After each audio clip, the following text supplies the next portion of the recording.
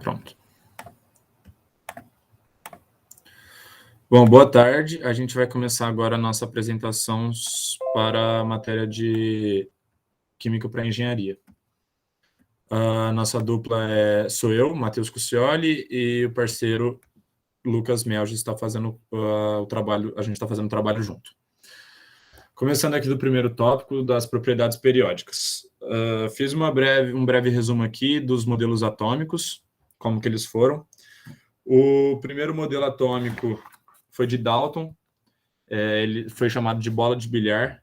Ele falou que os átomos eram esféricos, indivisíveis, e quando eles eram de diferentes elementos, eles possuiriam diferentes massas.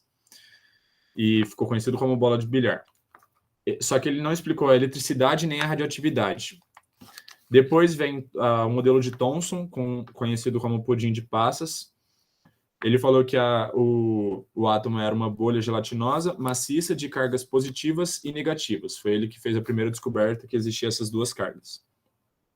O terceiro é o modelo planetário de Rutherford, que descobriu o núcleo e a eletrosfera. No núcleo, ele descobriu que as cargas eram positivas e que praticamente toda a massa do átomo estava no núcleo.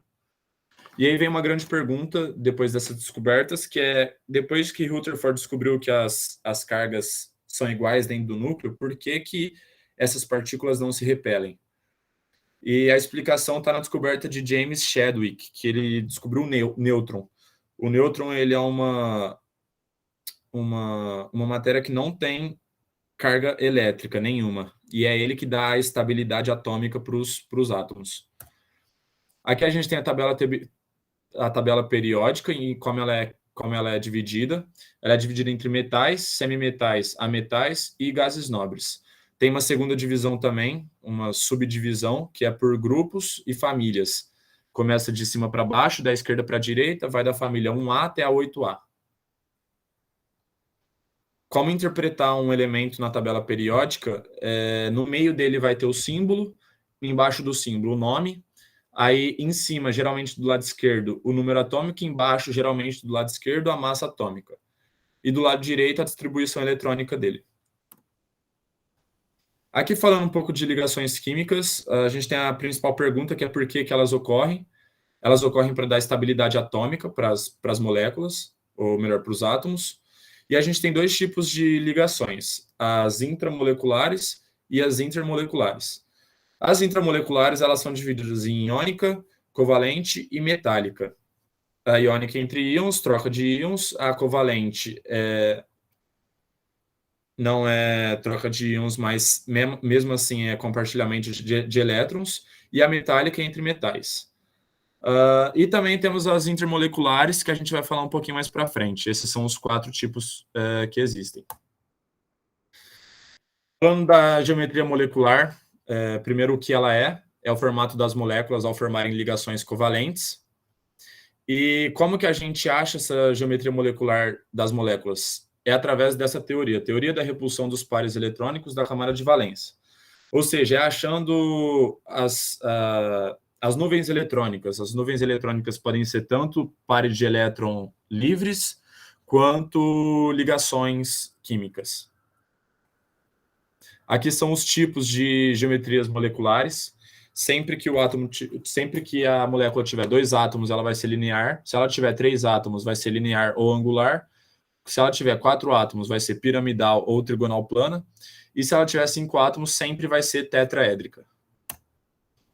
Falando das forças intermoleculares que a gente tinha citado no começo, são essas forças que determinam a intensidade entre as moléculas. Ou seja, o mesmo elemento ele pode ser sólido, líquido ou gasoso, dependendo da intensidade dessas forças. Quanto menor a intensidade, mais volátil a substância e menor vai ser a temperatura de ebulição dela. Aqui, esquematizando essas forças, a molécula ela pode ser polar. Se ela for polar e interagir com flúor, oxigênio ou nitrogênio, ela vai fazer ligação de hidrogênio. Se ela for polar e não interagir com esses elementos, ela vai fazer dipolo permanente. E se ela for apolar, ela vai fazer dipolo induzido, que é a única força que atua nas moléculas apolares. Que é o fim dos tópicos de 2 a 5. Agora eu vou deixar com o Lucas. Boa tarde, vou começar a apresentar aqui então. É do 6 ao 9, minha parte.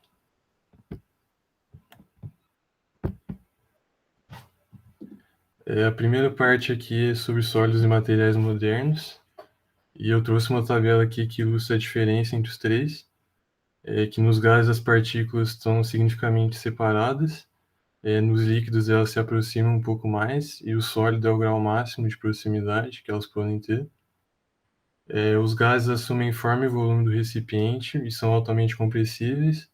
O líquido ele assume a forma, mas não o volume do recipiente, e são incompressíveis, assim como os sólidos, e esses últimos assumem a forma e o volume, eles têm forma e volume definidos, não assumem do recipiente. E o que determina o estado físico é principalmente as ligações intermoleculares e sua força, que podem se aproximar ou se distanciar, conforme o aquecimento ou resfriamento na mudança de estado.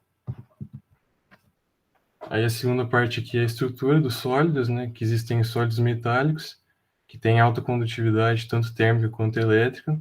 Eles fazem ligações metálicas e têm o mar de elétrons livres, que são espalhados por todo o sólido e ajudam nessa condutividade elétrica. E eles são dúcteis, que é a capacidade de formar fios, e maleáveis, que é a capacidade de deformação e flexibilidade. Aí tem os sólidos covalentes, que é um péssimo condutor, tem alto ponto de fusão, faz ligações covalentes e apresenta vários tipos de forças intermoleculares, como de polo, ligação de hidrogênio e dispersão de lombo. Os sólidos moleculares também apresentam esses tipos de forças intermoleculares, sendo um condutor ruim, tendo ponto de fusão baixo a moderado, além de serem considerados macios. Os sólidos iônicos apresentam ligações iônicas, que é a atração eletrostática entre cátions e ânions, e eles apresentam um elevado ponto de fusão e ebulição, além de serem pobres condutores. Os polímeros são tipos de sólidos que não se encaixam nas categorias citadas acima, e eles são macromoléculas constituídas por méros, que são unidades menores, que são unidos através de ligação covalente. E a polimerização, que é a união de polímeros distintos, ela pode ser de duas maneiras, que é pela adição, que consiste numa adição sequencial à insaturação, então não precisa ter uma insaturação necessariamente, e a condensação, que é a reação entre os monômeros de grupos funcionais diferentes. E nesse processo são eliminadas moléculas menores.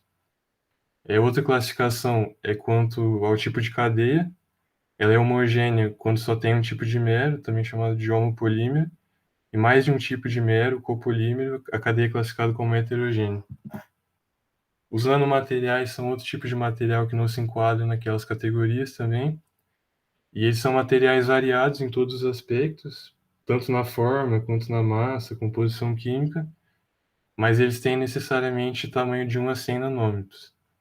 Eles podem ser utilizados para diversos fins na indústria, por exemplo, revestimento de bolas de boliche, tacos de golfe, e aí no canto inferior esquerdo seria um exemplo da estrutura de um nanômetro.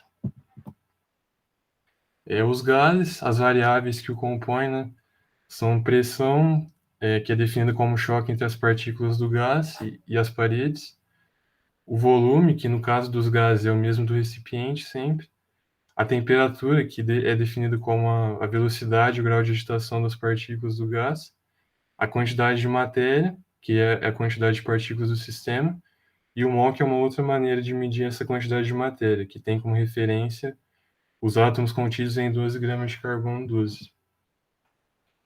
O gás ideal, ele apresenta movimento contínuo e desordenado, com colisões perfeitamente elásticas, que são colisões que conservam sua energia em movimento linear. Os tipos de transformação tem a isotérmica, que a temperatura é constante, a isovolumétrica ou isocórica, o volume constante, e a isobárica com a pressão constante. E aí tem duas fórmulas aí de baixo, a equação de Clapeyron e a do gás ideal. E aí eu trouxe um exercício aqui, que ele pede a relação entre a razão da pressão e temperatura e a densidade do gás. Aí um exercício simples, que você passa a temperatura dividindo, o volume dividindo também.